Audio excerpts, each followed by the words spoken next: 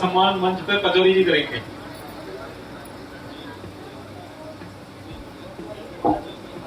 मंच पर उपस्थित सभी हमारे सम्मानित हमारी समस्याओं को आज यहाँ सुनने आए हुए हैं।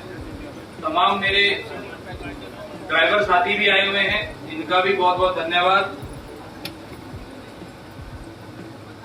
दोस्तों, जैसे कि अन्य साथियों ने सभी ने बताया है कि अगर समस्याएं बताने बैठ जाएंगे तो दिन से रात हो जाएगी। मैं आपके माध्यम से और इस मंच के माध्यम से कुछ हमारी बेसिक जो समस्याएं हैं वो आपके सामने रखना चाहता हूं। 2010 से 2024 तक 1RT का किराया अभी तक नहीं बढ़ा। उसके माध्यम के लिए हम दिल्ली सरकार मंत्री के पास भी गए हुए हैं। अन्य ऐसी कोई विंडो नहीं है। एलजी साहब के पास भी हमने पत्र के द्वारा कई बार उनसे गुहार लगाई है कि इसको बढ़ाया जाए, लेकिन ये ऐसा दुर्भाग्य है जो लोग 12-12 लाख रुपए लगाकर अपने रोजगार के लिए 300 रुपए भी घर नहीं ले जा पा रहे। ये हमारे लिए बड़ा दुर्भाग्य की बात है कि ऐसा कौन सा कारोबार होगा जहां लोग 12 लाख रुपए 15 लाख आज दिल्ली एनसीआर के सभी चालक कर रहे हैं। एक दिल्ली सरकार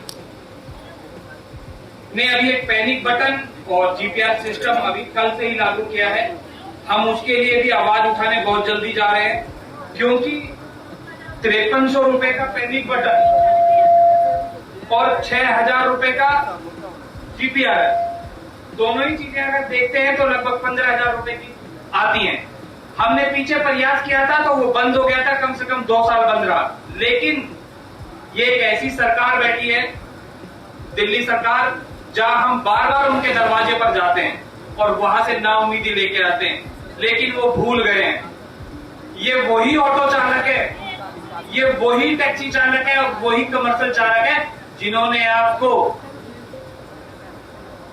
मुख्यमंत्री बनाया था। लेकिन आने वाले विधानसभा में जिस तरह की ड्राइवरों का शोषण हो रहा है, ड्राइवर एकजुट हुआ है।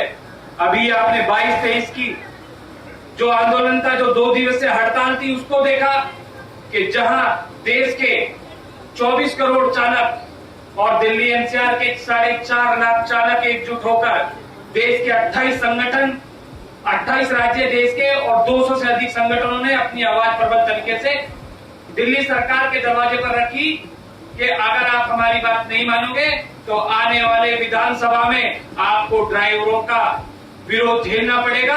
अगर हम ड्राइवर किसी को मुख्यमंत्री बना सकते हैं तो उसको हटा भी सकते हैं। ये दिल्ली सरकार को सोचना होगा। दूसरा, आपके माध्यम से हमारे रविंदर भाई और अन्य साथियों ने कहा है कि 2017 सिटी स्कीम बहुत दिन से पेंडिंग है, लगभग 9 वर्ष से ऊपर हो गए हैं। बार बार इनके दरवाजे जाते हैं और ऐसा कोई विंडो नहीं है। भारत सरकार के दरवाजे पे भी हम बहुत बार गए हैं, अपने नितिन गडकरी जी के गए हैं, अमित शाह जी के, गृह मंत्री जी के गए हैं, और भी एलजी साहब के भी दरवाजे पे गए हैं। और ऐसी दिल्ली सरकार का भी कोई भी ऐसा मंत्री नहीं है जिसके दरवाजे पर हम गए नहीं हो। लेकिन ड्राइवरों का कहीं ना कहीं शोषण हो रहा है, हमारी नहीं सुनी जा रही है। मैं आपके इस पवित्र मंच पर, जहां हमारे प्रधानमंत्री, यशस्वी प्रधानमंत्री कहते हैं कि हाईवे पर ड्राइवरों के लिए वो सुविधाएं बनेंगी जिनसे कि वो आराम से अपनी गाड़ी चला सकेंगे, जहां नींद के जो कारण जो एक्सीडेंट हो चुके हैं उनके जो एक्सीडेंट होते हैं वो कम होंगे, क्योंकि एक ऐसे स्पॉट 105 स्पॉट उन्होंने बोले हैं कि वो बनेंगे। तो 9 साल में उन्होंने हमें ये सौगात दी थी। मैं आपके द्वारा अपने यशस्वी प्रधानमंत्री का भी धन्यवाद करना चाहता हूं कि उन्होंने देश के 24 करोड़ चालकों के लिए ये सुनहरा मौका दिया है और एक सौगात दिया, उनका भी मैं धन्यवाद करना चाहता हूं। और मैं आपके माध्यम से सिर्फ 3 चीज कहना चाहता हूं कि हम नेशनल लेवल पर देश के 28 संगठन और 200 से 28 राज्य, 200 से अधिक संगठन एक ड्राइवर आयोग की मांग करते हैं जिसमें हमारे लगभग 90% चीजें जो हमारी समस्या है वो खत्म हो जाएंगी। हम 20 लाख रुपए का, हमारे बख्शी साहब ने बोला और अन्य साथी ने भी बोला कि हम ड्राइवरों के लिए एक्सीडेंटल बीमा की मांग करते हैं। चाहे बेशक हमसे कुछ शर्त लगाकर हमसे कुछ पैसा ले ले, हम उसके लिए देने के लिए तैयार हैं।